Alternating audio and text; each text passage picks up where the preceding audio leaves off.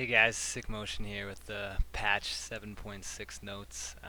I wasn't able to get around to doing this yesterday after stream because my voice was almost completely gone, and then I actually didn't stream last night because my voice was completely gone. Probably doesn't sound that great right now anyway, but I'm actually able to make it make noise, so I figured I'd try and fire through this really quick. It's a shorter patch, so it shouldn't be that much of a difficulty. So I'm hoping to stream tonight as well. It's kind of getting better than it was the past day and a half, but we'll see. Galio's out this patch. He's been out.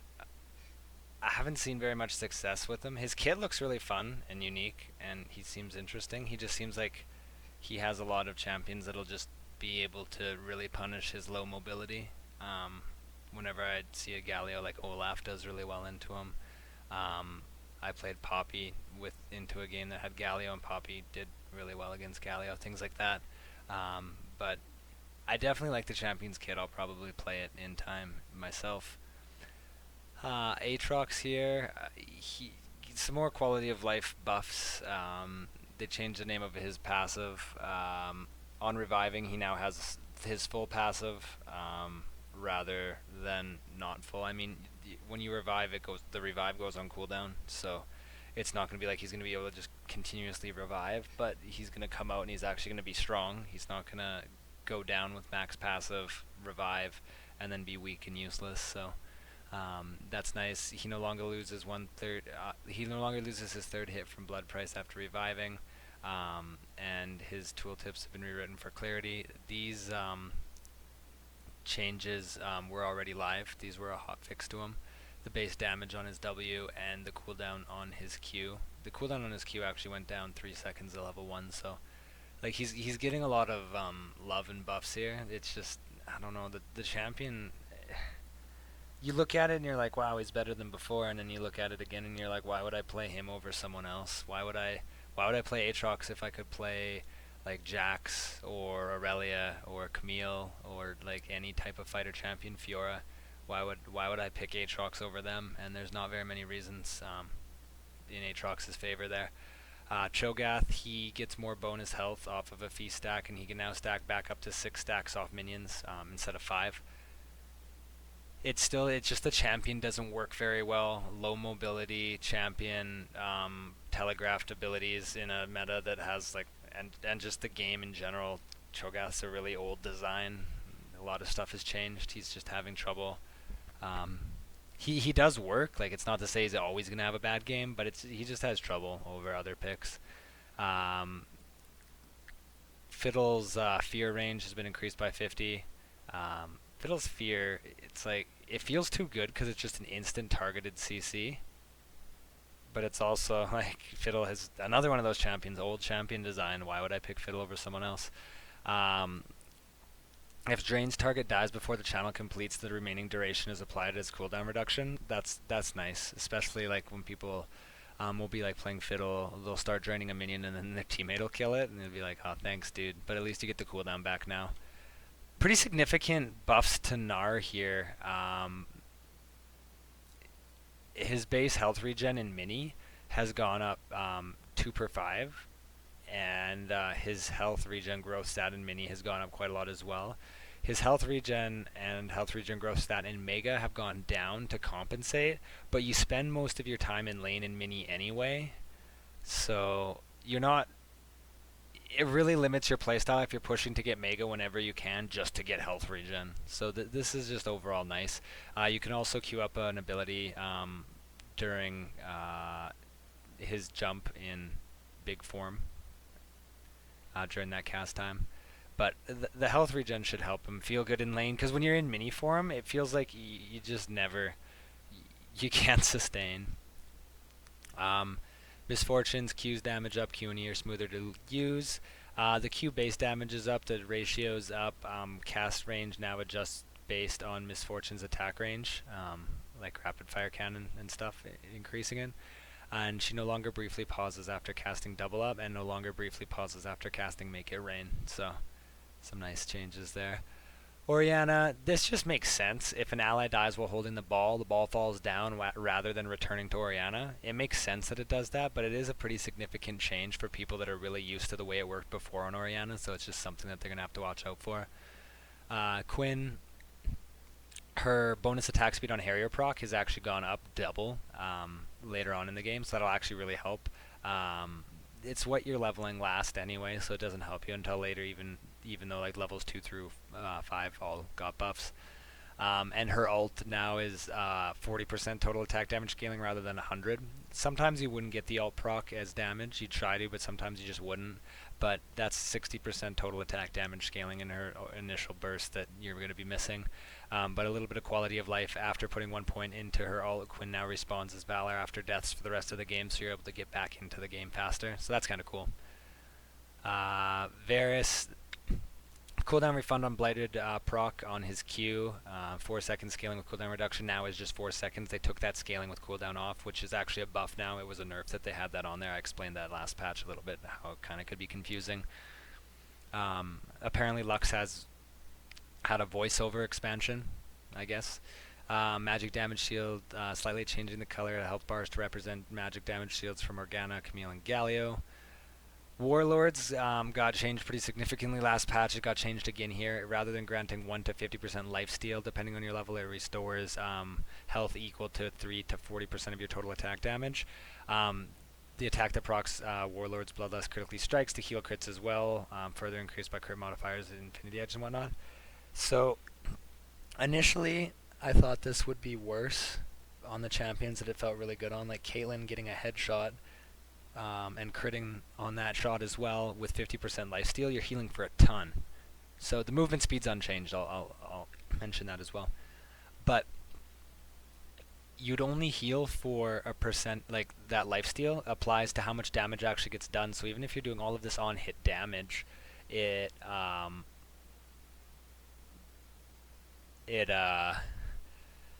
trying to think how I want to explain. Oh, it doesn't actually heal for you that much. It depends on how much damage you do to them. So if you're hitting a really heavily armored target and your 1,000 damage shot turns into 300, you're not going to be healing for 50% of 1,000. You're healing for 50% of the 300. Whereas if it's off total attack damage scaling, restoring health, it doesn't matter what you hit. It just matters that you hit.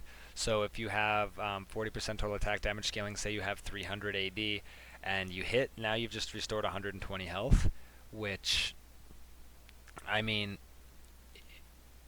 it really depends. Like in a lot of cases, lifesteal might have felt better with the on hits and whatnot, but the total attack damage scaling makes it not matter if they have a ton of armor or not, and then you can still crit that. So if you're an AD carry with a lot of crit and AD, you can still make that total attack damage heal that doesn't care about how much armor they have go for even higher. But champions, like I saw Yorick's and Nasus's, for example, kind of experimenting and testing this out. Those champions build tanky, but they have big on-hit effects with their Q modifiers and often a sheen. This Warlord's change here to being based off total attack damage is going to make that feel a lot worse, I think. Red Brambleback magic resistance has gone down depending on its level to match Blue Sentinel's armor. In-game's option menus have slight changes here, rotating game modes, kind of just scroll through all of that. League client update. I haven't really been following this, so I'm not going to look at it, but I did say last time that I would look at bug fixes, since there was a couple significant bug fixes to champions that I play often, but one of them actually broke a bunch of interactions with that champion, Scion. It made it so that he paused for like the duration of a pause after a proto belt usage after using his Q, and you couldn't really do anything, walk, cast any abilities. It was very annoying. They hot fixed it in a few days, but I'll go through the bug fixes here. Fix the bug causing Victor's R to fizzle on death.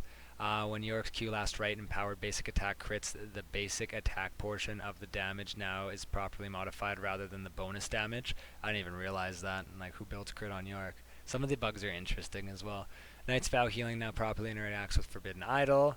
Alawi can no longer spam W to ignore the cast time of her E. LeBlanc's mimicked R, Shadow of the Rose cooldown, is no longer reset when LeBlanc casts our Mimic. If she died casting Shadow of the Rose and casting Mimic. Some of them are also confusing to go over. Dr. Mundo's W. Haven't seen this champion forever. Visual effects no longer stutter when he turns. Anivia Q no longer overrides her R slow, giving the movement speed back to affected champions. That's cool that that interaction actually hurt more than anything. Attack moving during Vladimir's E no longer, while it's channeling, no longer cause it to immediately release, which is nice. I actually had that happen to me a long time ago when I played Vlad. Fixed a bug where Fizz's R wouldn't slow enemies properly when the shark erupted. Fixed some interactions causing abilities to do weird things if cast at the same time a spell shield on the user was popped. Ivern no longer gains vision of both wolf camps on Twisted Tree Line when freeing one of them or the other. That's weird. I haven't played threes in a while, so. If a teammate becomes invisible or camouflaged while hidden from you by Nocturne's R, you now still properly gain vision of them if they enter your reduced vision radius before it ends. Really weird interactions. Enemy affected by Ari's charm during dash are no longer able to cast spells during the dash. Using W on Fiora while Banshee's Veil is active no longer cause it to visually go on cooldown in your inventory or fizzle and then instantly reappear. I actually didn't even really think of that interaction until I read it there, how it would Banshee's Veil and a riposte would act on Fiora, because normally you'd always think the Banshee's Veil would proc, but the riposte you kind of want that to proc if it's active at the time, so it's kind of weird. Alistar SKT skin no longer slides around during the passive animation. Also, the recall animation audio is no longer loud. And made colorblind readability movements to Blood Moon Twisted Fates. Pick a card. And Corky's arcade Gatling gun has been toned down. And Corky's missile barrage on the arcade skin as well have been updated to be more recognizable. So no longer pay to win skins. And then there's some cool skins coming out here. I think this one looks the coolest. Okay, well, it's not going to show you because it pops up awkwardly on my screen here. But the Renektoy one looks actually really cool. And then there's some chromas here. There's also a chroma sale coming pretty soon. Not all of them, but you can buy some chromas with IP. I'm not sure when that is. It's really soon here. But some of the chromas are actually cool, like Dino's Gnar.